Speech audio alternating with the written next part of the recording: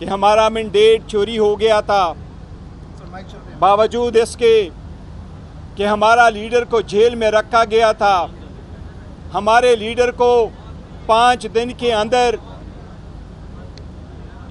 دوبارہ شروع کرو۔ بسم اللہ الرحمن الرحیم۔ آج یہ ایمرجنسی میں پریس کانفرنس کرنا پڑ رہا ہے، ایک افسوس کے ساتھ کرنا پڑ رہا ہے۔ آج جمہوریت کے لیے ایک افسوس کا دن ہے۔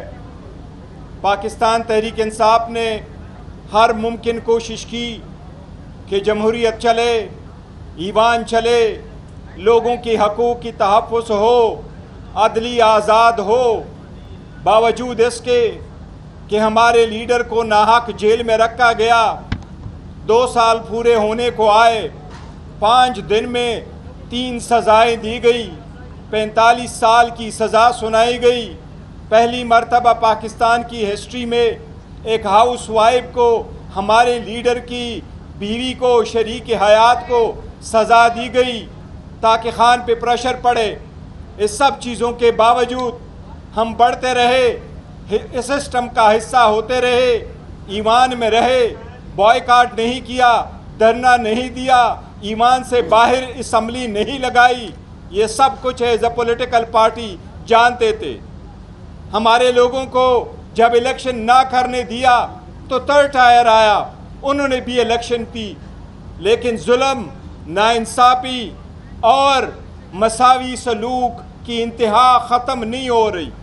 آج فیصل آباد کے اینٹی ٹیررزم کورٹ سے جو سزائیں سنائی گئی، اس میں ہمارے 6 MNAs کو سزا دی، اس میں ہمارے 3 MPAs کو سزا ہوئی، اس میں ہمارے 1 سینیٹر کو سزا ہوئی، ہمارے leader of the opposition Omar Ayub Khan صاحب کو سزا ہوئی، ہمارے سنی اتحاد کونسل کے چیئرمین حامد رضا صاحب کو سزا ہوئی، اس میں ہمارے پارلیمنٹری لیڈر زرتاج گل صاحبہ کو سزا ہوئی، اس میں ہمارے ریجنل پریزیڈنٹ رائے حسن نواز کو سزا ہوئی، اس میں ہمارے opposition leader in the senate Shibli Faraz صاحب کو سزا ہوئی۔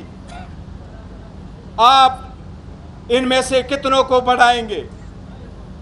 ہم تو کوشش کرتے رہے کہ ایوان مضبوط ہو، ایوانوں میں فیصلے ہو، آزاد عدلیہ ہو۔ میں چیف جسٹس سے ملا، ریکویسٹ کر لی کہ سر ہمیں کچھ نہیں چاہیے، انصاف کا بول بالا کرے، صرف اور صرف ہمیں انصاف کے مطابق فیصلہ کرے۔ ہم نے یہ ایک پٹیشن فائل کی تھی، پٹیشن میں فقط اتنا کہا تھا، 2023 سے ہماری پٹیشن چلی آ رہی تھی، ہم نے کہا جن لوگوں پہ یہ الزام ہے کہ وہ سازش میں ملوث تھے، پاکستان تحریک انصاف سسٹم کے چلنے پہ یقین رکھتی ہے، پاکستان تحریک انصاف انتہا پسندی پہ بلیو نہیں کرتی، سیاست میں انتشار اور تشدد پہ بلیو نہیں کرتی۔ یہ لوگ جن کو آپ نے سزائیں دی، یہ وہ لوگ ہیں جو سیاست میں تشدد پہ یقین نہیں رکھتے۔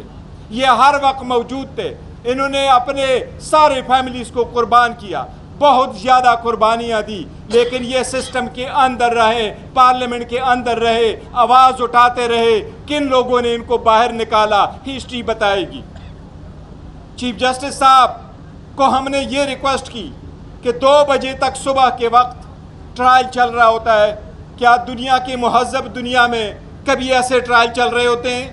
ہم نے پٹیشن 2023 میں فائل کی، ہم نے کہا قانون یہی ہے کہ جس کے خلاف 1 سے زیادہ FIR ہو، وہ ساری کی سارے کیسز آئین اور قانون کے مطابق رک جاتے، اس بندے کا ایک کیس میں فیصلہ ہو جاتا ہے، اگر اس میں اس کو سزا ہو جاتی ہے باقی فیصلے لاگو ہوتے ہیں، اگر وہ ایکوٹ ہو جاتا ہے وہ اس پہ لاگو ہوتا ہے۔ آج تک 2023 سے وہ پٹیشنیں پینڈنگ ہیں، ہمارے فیصلے نہیں ہوئے۔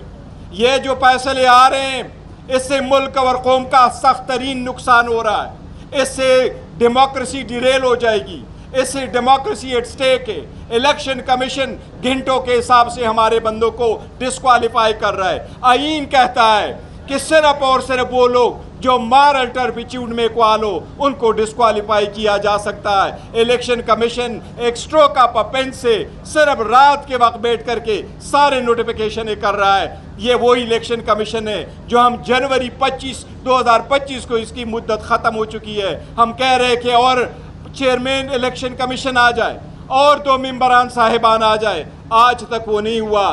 اگر ایک سب سے بڑی پولیٹیکل پارٹی کے رہنما رہبر اس قوم کے دل پسند جن کے سے لوگ ان کے نام کو لینے کے لیے ترستے ہیں وہ عمران خان صاحب ہے، اگر ان پہ پابندی لگاؤ گے، اس کے پارٹی کو آئسولیٹ کرو گے، ان کو پارلیمان سے نکالا جا رہا ہے، تو کون لوگ اس کی اسٹے لیں گے؟ کوئی لوگ تو ہے جو اس سسٹم کو لپیٹنا چاہتے ہیں۔ ہم چاہتے ہیں کہ یہ سسٹم چلے، ہم چاہتے ہیں ہمارا لیڈر باہر ہو، ہم چاہتے ہیں ایوان مضبوط ہو، لیکن ایک ان سرکمسٹانسز میں انشاءاللہ تعالیٰ پاکستان تحریک انصاف کی پولیٹیکل کمیٹی، پاکستان تحریک انصاف کی کور کمیٹی خان صاحب کے سامنے انشاءاللہ اس کو رکھیں گے۔ آئندہ ایوان میں کیا کردار ہم نے پلے کرنا ہے، کیا اس ایوان میں واپس جانا ہے، کیا اس ایوان کے ہم نے بائیکاٹ کرنا ہے، کیا اس سسٹم کے ہمیشہ سے بائیکاٹ کرنا ہے، کیا ہم نے تحریک چلانی ہے، پاکستان تحریک انصاف اس کا بہت جلد فیصلہ کرے گی۔ سارے کیسز سیاسی بنیادوں پہ بنے ہیں، سارے بیس لیس، دنیا اس کو ایکسپٹ نہیں کرے گی، ہم ان کو ریجیکٹ کرتے ہیں۔ انشاءاللہ تعالیٰ ان کو ہائی کورٹ میں چیلنج کریں گے، لیکن عدلیہ پہ ایک سوالیہ نشان ہوگا۔ جب 2 کی لڑائی ہوتی ہے تو لوگ عدلیہ کی طرف امید کی طرف دیکھتے ہیں، عدلیہ سے لوگ مایوس ہو رہے ہیں، مایوسی ختم ہو رہی ہے۔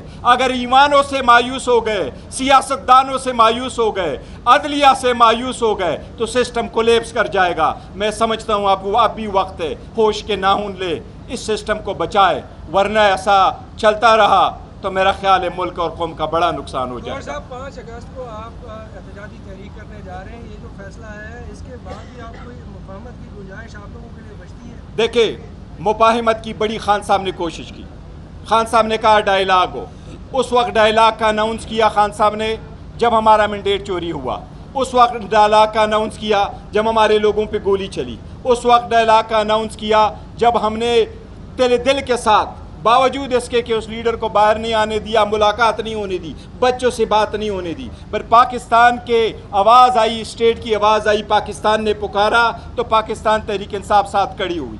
ایسے وقت میں کس چیز کی ڈائیلاگ ہوگی اور کس چیز کی ڈائیلاگ؟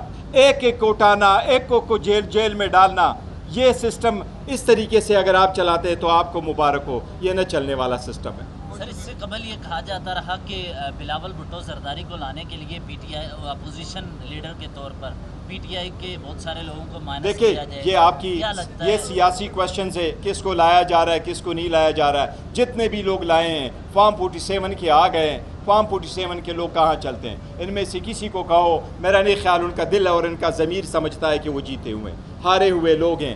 سسٹم جب تک خود چل رہا ہے چلے گا، لیکن انشاءاللہ پاکستان تحریک انصاف آئندہ کا لاہ عمل بہت جلد اناؤنس کرے گی انشاءاللہ۔ شکریہ۔